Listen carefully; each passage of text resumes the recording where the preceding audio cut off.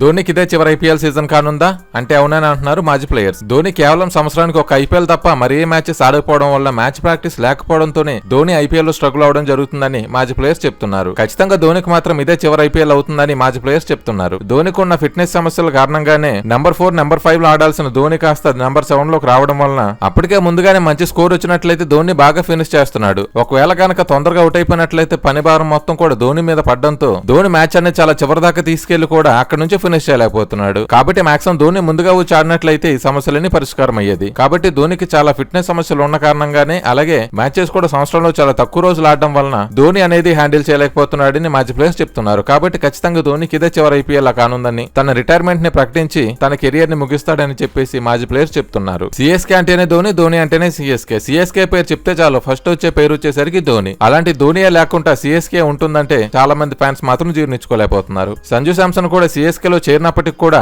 ధోనికి ఉన్న fan base మాత్రం సంజు శాంసన్ కి ఇంకా రాలేదు. సంజు శాంసన్ ఇంకా సిఎస్కే లో ప్రూవ్ చేసుకోలేదు. కాబట్టి ధోని ప్లేస్ మాత్రం ఎప్పటికీ రీప్లేస్ చేయలేరని, ధోని ప్లేస్ మాత్రం ధోనికే ఫర్ ఎవర్ అన్నట్లుగా మాజీ ప్లేయర్స్ చెప్తున్నారు. ఒకవేళ ధోని వెళ్తూ తన బరువు బాధ్యతలు మొత్తాన్ని కూడా సిఎస్కే టీం మొత్తాన్ని కూడా సంజు శాంసన్ కి అప్పచెప్పి వెళ్తాడో లేదో చూద్దాం. ఓవరాల్ గా మాత్రం ధోనికి ఇదే బహుశా చివరి ఐపీఎల్ కానుందని చెప్పేసి ప్రచారం జరుగుతుంది. దీనిపైన కొన్ని ప్రశ్నలు రావడంతో ధోని మాత్రం నేను ఎప్పుడైతే రిటైర్మెంట్ ప్రకటిస్తానో అదే నా రిటైర్మెంట్ అని, మీరు వచ్చే రూమర్స్ ని నమ్మొద్దు అని చెప్పి ధోని చెప్తున్నారు. కానీ మాజీ ప్లేయర్స్ మాత్రం బల్లగుద్ది చెప్తున్నారు ఇదే ధోనికి చివరి ఐపీఎల్ అని. చూద్దాం మరి ధోని నుంచి అఫీషియల్ గా ప్రకటించే వరకు ధోని రిటైర్మెంట్ అవుతారో లేదు. మీరేమనుకుంటున్నారు? ధోని ఈ సంవత్సరం రిటైర్మెంట్ అవుతారనుకుంటున్నారా లేదా? కింద కామెంట్ చేసి తెలియజేయండి. ఎస్ఆర్ఎస్ కి కెప్టెన్సీ పరంగా చూసుకున్నట్లయితే ప్యాట్ కమిన్స్ ఇప్పటికే గాయం కారణంగా కొన్ని మ్యాచెస్ అనేది అందుబాటులో ఉండటం లేదు. బహుశా కొంత మ్యాచెస్ రిలీజ్ చేసిన షెడ్యూల్ కి మాత్రం ప్యాట్ కమిన్స్ అందుబాటులో ఉండకపోవచ్చు. కాబట్టి కెప్టెన్సీ బాధ్యతలు అనేది ఎవరికి అప్పగించాలని చూస్తున్నారు మేనేజ్మెంట్. అందులో 3 పేర్లు అనేది రావడం జరిగింది. ఒకటి ట్రావిస్ హెడ్, అలాగే అభిషేక్ శర్మ, అలాగే ఇషాన్ కిషన్ పేర్లు మాత్రం అందుబాటులో ఉన్నాయి. ట్రావిస్ హెడ్ కి లేదా అభిషేక్ శర్మకి మాత్రం ఫస్ట్ కెప్టెన్సీ ఇద్దామని చూశారు మేనేజ్మెంట్. కానీ వాళ్ళిద్దరు పరంగా చూసుకున్నట్లయితే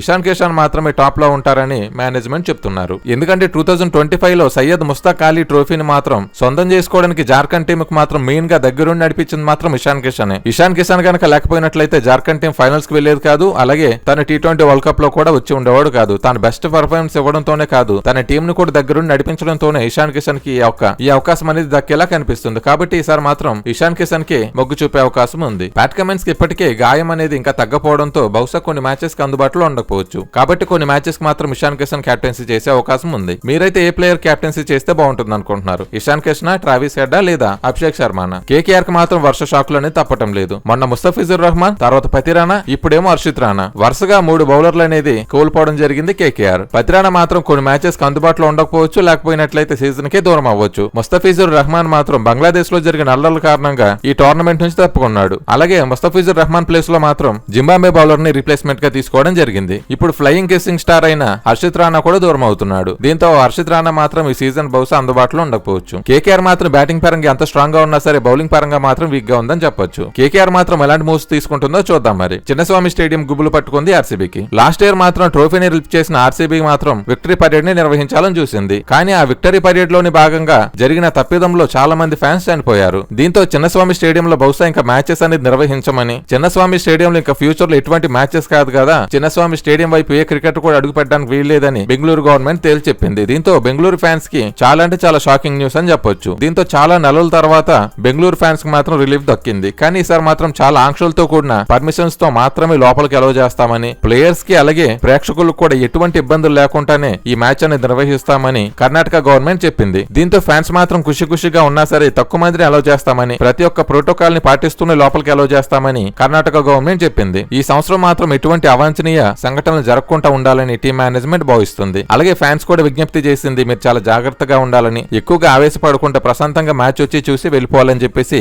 ఫ్యాన్స్ కి విజ్ఞప్తి చేసింది. ఈసారి ఎటువంటి సంఘటనలు జరగకుండా ప్రశాంతంగా మ్యాచెస్ జరగాలని కోరుకుందాం. ఎల్ఎస్జీ కెప్టెన్ రిషబ్ పంత్ చూసుకున్నట్లయితే క్రితం సంవత్సరం అలాగే ముందు కూడా ఫిట్నెస్ సమస్యలతో బాధపడుతుండేవాడు. తనకి ఎప్పుడైతే యాక్సిడెంట్ జరగడం కారణంగా తన ఫిట్నెస్ అనేది చాలా అంటే చాలా ఇంప్రూవ్ చేసుకోవడానికి ట్రై చేసినప్పటికీ కూడా అది సాధ్యం కాలేదు. కానీ సంవత్సరం మాత్రం తన ఫిట్నెస్ మొత్తం కూడా అధిగమించాడు రిషబ్ పంత్. యువరాజ్ సింగ్ దగ్గర తన ట్రైనింగ్ అనేది తీసుకోవడం స్టార్ట్ చేశాడు. ఇప్పటికే చాలా వరకు కూడా ట్రైనింగ్ అనేది ఫినిష్ చేయడం జరిగింది. తన ఇష్టాలు మాత్రం పోస్ట్ చేయడం జరిగింది. నేను యువరాజ్ సింగ్ దగ్గర ట్రైనింగ్ తీసుకుంటున్నానని చెప్పడంతో చాలా మంది ఫ్యాన్స్ మాత్రం హర్షం వ్యక్తం చేస్తున్నారు. ఎందుకంటే అభిషేక్ శర్మ చాలా మంది ప్లేయర్స్ కూడా ఎప్పుడైతే మ్యాచ్ అనేది ప్రాక్టీస్ చేయడం మొదలు పెట్టారో వాళ్ళ కెరీరే మొత్తం చేంజ్ అయిపోవడం జరిగింది. కాబట్టి రిషబ్ పంత్ యొక్క లైఫ్ కూడా మొత్తం చేంజ్ అవ్వాలని ఫ్యాన్స్ మాత్రం కోరుకుంటున్నారు. తన రెడ్ బాల్ పరంగా మాత్రం నెంబర్ 1 ప్లేయర్, కానీ వైట్ బాల్ పరంగా కూడా మంచి బ్యాటర్ గా ఎదగాలని ఇండియన్ ఫ్యాన్స్ అయితే కోరుకుంటున్నారు. కాబట్టి రిషబ్ పంత్ నుంచి మాత్రం మంచి చేంజ్ ఓవర్ వచ్చిందని చెప్పొచ్చు. ఇప్పటికైతే కెప్టెన్సీ పరంగా ఎస్ఆర్హెచ్ కి ఇబ్బందులు తప్పినా సరే ఎస్ఆర్హెచ్ టీమ్ మేనేజ్మెంట్ చేసిన తప్పు మాత్రం ఇప్పటికీ ఎస్ఆర్హెచ్ ని వెంటాడుతుంది. అది కావ్య మారన్ లండన్ లో జరిగే 100 లీగ్ లో భాగంగా ఒక పాకిస్తాన్ ప్లేయర్ ను కొండమే చేసిన తప్పు. ఇప్పుడు కావ్య మారన్ చేసిన తప్పే